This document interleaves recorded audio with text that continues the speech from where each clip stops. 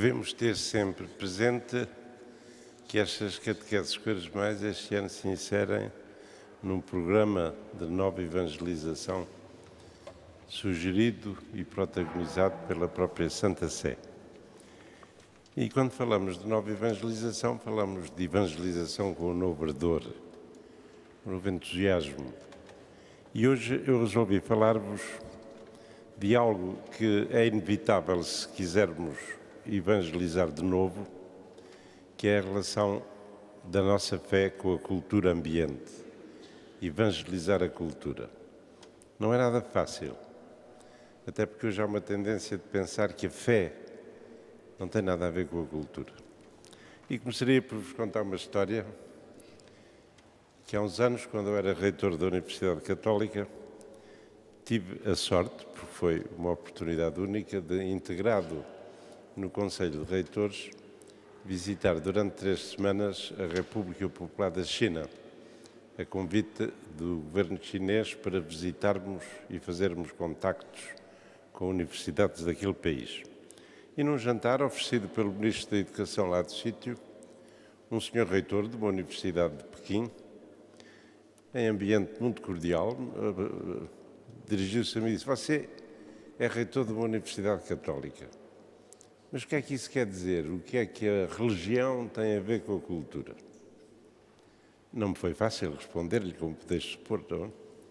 Mas tive a sorte de estar num país com uma cultura muito forte e chamei-lhe a atenção se ele não achava que a cultura era uma síntese de toda a compreensão da vida humana, não apenas individual, mas comunitária, na sua explicação, no sentido que ela tem, na sua transcendência, dimensão de transcendência, e ele assinou com a cabeça que sim, e disse: "Pois é exatamente aí que a religião tem uma palavra a dizer."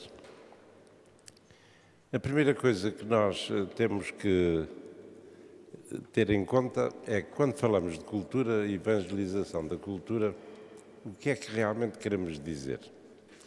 Porque na nossa linguagem comum, uma pessoa culta é uma pessoa que sabe muito, que estudou muito, que fez muitos cursos, que leu muitos livros, ou que os escreveu. Portanto, uma cultura erudita. Sem excluir essa dimensão, porque ela entra realmente na cultura, o sentido que o Concílio Vaticano II, e neste contexto nós próprios aqui damos à palavra cultura, é mais abrangente. O conceito bíblico que se aproxima mais daquilo que os documentos do magistério exprimem com a palavra cultura é o conceito de sabedoria. Como sabeis, no Antigo Testamento, já tardiamente, século III a.C. para cá, um pouco por influência da sabedoria grega, portanto do pensamento helénico, há todo um conjunto de livros da Sagrada Escritura, considerados inspirados, belíssimos aliás, e que se chamam os livros da sabedoria, ou seja, que comunicam ao povo de Deus uma visão harmónica do sentido da vida humana, da sua relação com Deus, da relação uns com os outros, da dimensão moral da vida humana, e deixando em aberto sempre uma resposta que só a fé pode dar. A cultura, mesmo hoje, é essa visão harmónica. No centro está o homem, com o seu mistério, com a complexidade da sua existência. E é composta por todas as expressões da liberdade e da criatividade humanas. O homem é um ser livre, toma opções, faz escolhas, toma decisões. É um ser criativo, é capaz de exprimir aquilo que sente, é capaz de marcar com a sua criatividade não apenas a sua existência, mas a existência dos outros. E isso sempre na busca de uma harmonia, de uma síntese.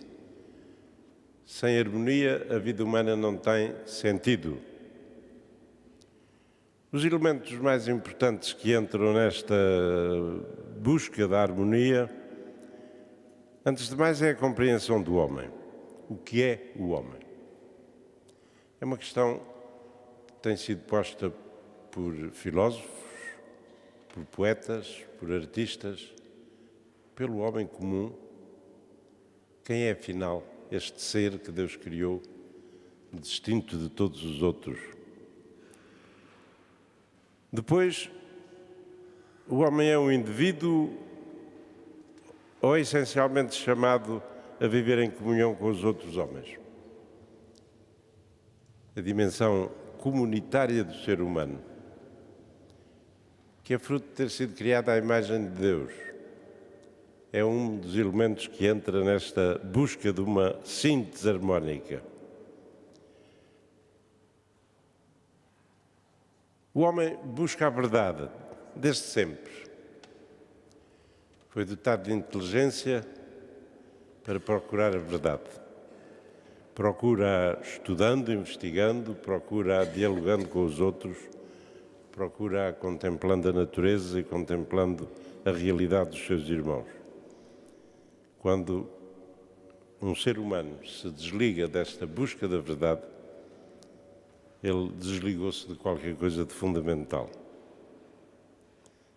Mas depois o homem está continuamente confrontado com o universo de que ele faz parte, com a sua beleza, com a sua grandiosidade, com os seus momentos incompreensíveis para nós.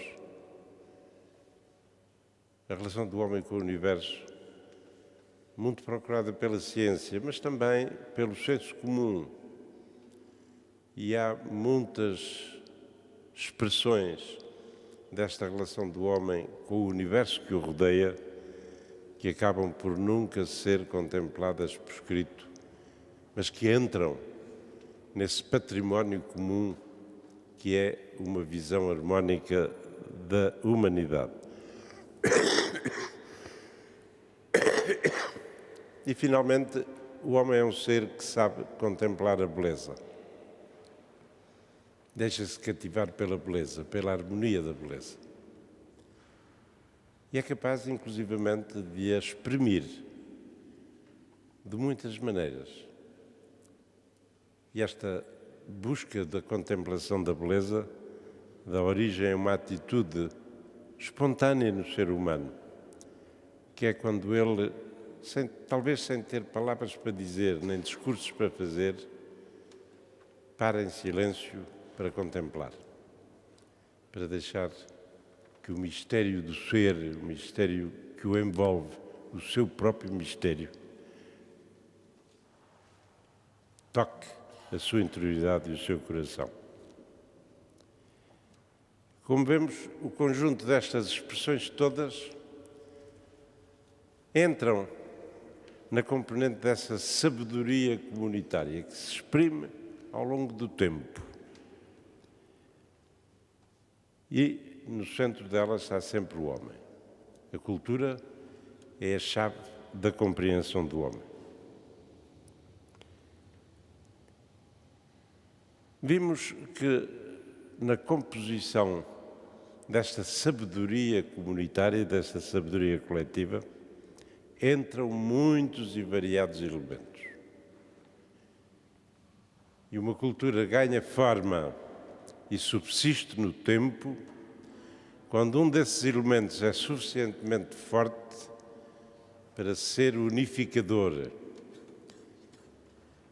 À volta dele giram os outros todos, em ordem a uma compreensão global. E na história da humanidade temos vários exemplos que nos mostram que a dimensão religiosa, a fé religiosa, pode ser esse elemento unificador.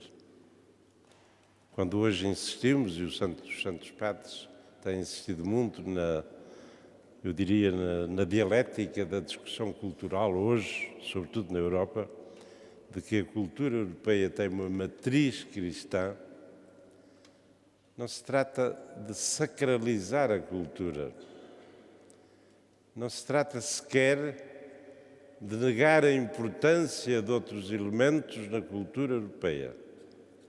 Trata-se, isso sim, de afirmar que na história da Europa o elemento aglutinador que foi capaz de convergir numa unidade cultural foi a fé cristã. A evangelização da Europa, depois da queda do Império Romano, é a primeira grande concretização de uma unidade de toda a Europa. Não foram os povos, nem as tribos, nem as campanhas militares, foi o Evangelho. Foi a fé cristã, que deu um dado comum a todos esses povos. Aconteceu o mesmo, por exemplo, na evangelização feita pelos povos europeus, entre os quais os nossos, dos novos continentes. A América Latina, por exemplo, ainda hoje afirmam-no e nós podemos orgulhar-nos disso. São culturas que integraram, não são cópias da cultura europeia, integraram os elementos próprios daqueles povos e daqueles países, mas a sua unidade, aquilo que faz deles verdadeiramente uma tradição cultural, foi o cristianismo que receberam da Europa. Mesmo na Ásia há casos destes. Basta pensar nas Filipinas, por exemplo. Porventura até em Timor-Leste, onde o cristianismo ganhou um relevo tal que é hoje um elemento unificador e definitório da própria cultura desses povos.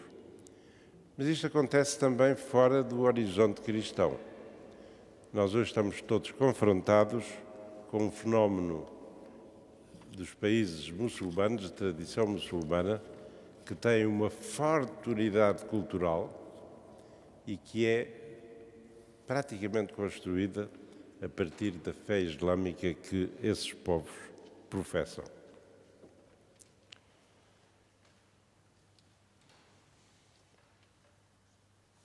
Mas cautela, em termos de cultura, nunca há nada definitivamente adquirido. Exatamente porque a cultura é feita pela intervenção destes diversos fatores de que vos falei, entre os quais entram as nossas próprias atitudes pessoais. A cultura é uma realidade viva, mutável.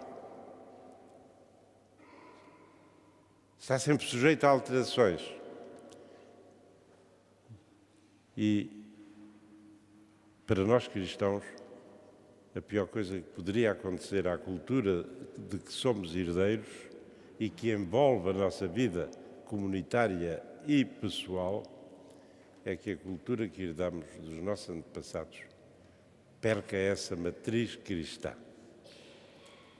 Aliás, na Europa verificaram-se movimentos intelectuais, filosóficos, artísticos, até políticos, que quiseram desligar a cultura da influência do cristianismo, não percebendo que a fé cristã tende sempre a transformar-se em cultura, pelos valores que veicula, pela prática que inspira, pela maneira de conceber o homem e a vida, olha, pelo horizonte de eternidade, que é indesligável da nossa visão cristã do homem.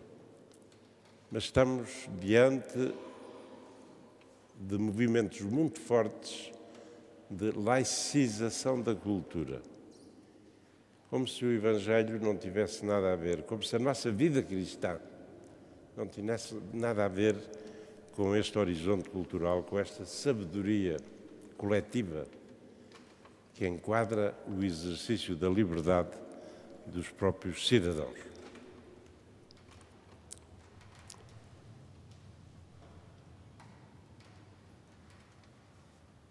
E sejamos conscientes e objetivos. Não é a mesma coisa sermos fiéis àquilo que Jesus espera de nós, à exigência da vida cristã, num quadro cultural adverso. Porque aí a nossa escolha, a nossa opção de liberdade está sempre em conflito.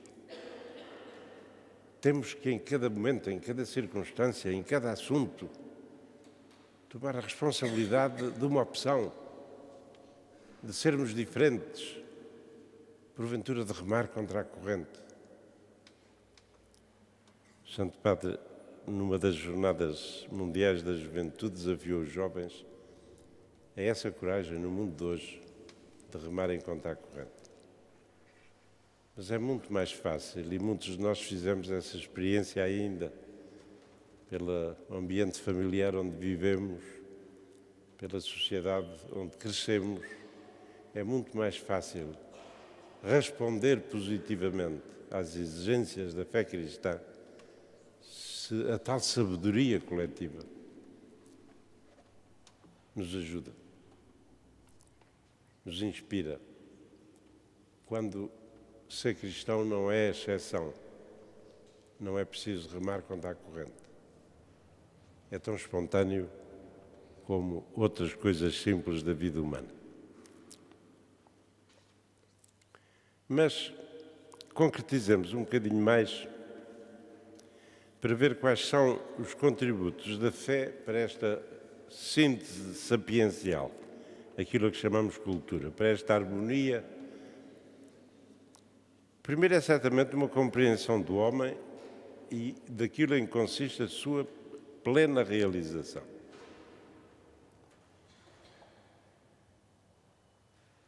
O cristianismo tem uma compreensão do homem. É uma visão do homem. O amor está no centro dessa visão. A busca contínua do sentido da vida é um desafio. Depois, ser cristão introduz imediatamente na visão da vida humana a relação com Deus, uma abertura à eternidade. Não temos aqui morada permanente. Somos caminheiros, somos peregrinos de uma outra pátria. Esta dimensão só entra na cultura, hoje então mais do que nunca, só entra na cultura se as comunidades crentes o viverem. É impressionante como são cada vez mais numerosos aqueles que perderam, vão perdendo a grandeza do sentido da vida, a beleza de viver em comunhão uns com os outros e com Deus, a exigência de acreditar em Deus e esse horizonte misterioso, exigente, mas maravilhoso de quem olha para um futuro que não nos pertence, que será a obra do Deus Criador e Redentor. Um outro elemento em que a fé cristã pode enriquecer a cultura, ela propõe uma visão alargada da racionalidade humana. A inteligência é um dos grandes dons com que Deus nos dotou. E, sobretudo, depois do processo científico moderno, houve uma certa tendência de esgotar a racionalidade humana naquilo que o homem pode dominar por essa racionalidade. Pode compreender, pode descobrir, pode justificar. Ora, a racionalidade humana está presente também quando eu contemplo a beleza, quando busco a eternidade contemplando Deus, está tão presente quando eu estudo como quando eu rezo. Esta visão alargada da racionalidade é hoje absolutamente decisiva para a transformação da cultura. Um outro elemento em que a fé cristã interfere na cultura é a busca da verdade. O Santo Padre, na sua encíclica a verdade na caridade diz-nos que há uma visão objetiva da verdade. A verdade não é só subjetiva, não é a verdade que cada um descobre para si. Jesus disse um dia aos seus discípulos: eu sou a verdade. E esta busca da verdade de Deus para nós, da verdade de Cristo em nós, é algo a que só a fé verdadeiramente dá um dinamismo próprio, mas que é absolutamente decisiva para a constituição de uma sabedoria que ajude o ser humano na busca da sua própria verdade.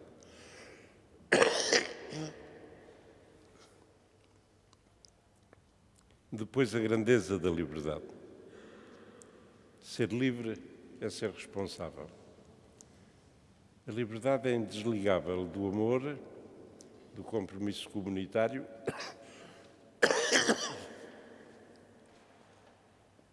e das opções morais que a fé e a busca do bem exigem.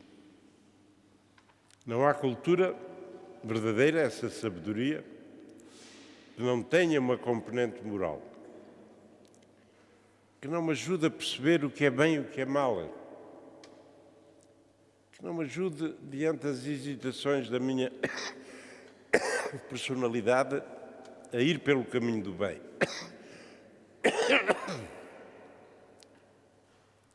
E a experiência cristã de fidelidade aos mandamentos do Senhor é um elemento precioso para introduzir na cultura esta grandeza da liberdade, enriquecida pelas concretizações da moralidade.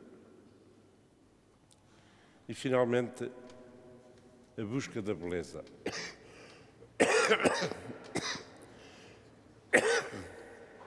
Antes de mais, da beleza de Deus. O crente é espontaneamente chamado a uma vida contemplativa.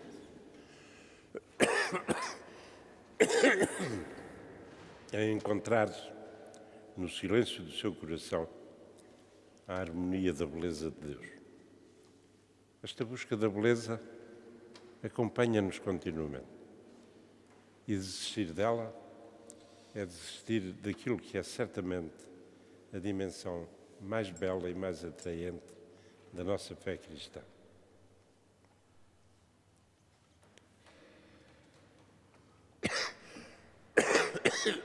Meus queridos amigos, nova evangelização tem que ter em conta esta incidência contínua sobre a cultura. E nós estamos à espera que sejam especialistas que o façam. Sabeis quem é que verdadeiramente interfere na cultura como sabedoria coletiva? São aqueles que vivem a sério a sua fé na globalidade das suas expressões. Para interferir na cultura não é preciso ser doutor, basta ter aquele novo ardor que o Santo Padre João Paulo II caracterizou a nova evangelização. É mais difícil se o ambiente cultural à minha volta não ajuda. Se me diz que isto pode ser feito, eu acho que não pode. Se eu, na beleza do meu ideal cristão, acho que é por ali, e todos os outros me dizem, este está antiquado, pode-se ir por lá. Pode ser difícil. Será tanto mais difícil quanto a minha liberdade crente estiver isolada de um ambiente cultural que a inspire e deixai que use a expressão e a proteja. Porque é completamente diferente eu sentir que a comunidade a que pertenço, numa longa história a que nós chamamos tradição, naquilo que diz respeito à grandeza do homem, da sua vida, da sua dignidade, são intocáveis. E uma tradição cultural pode-me ajudar a pô-los em prática.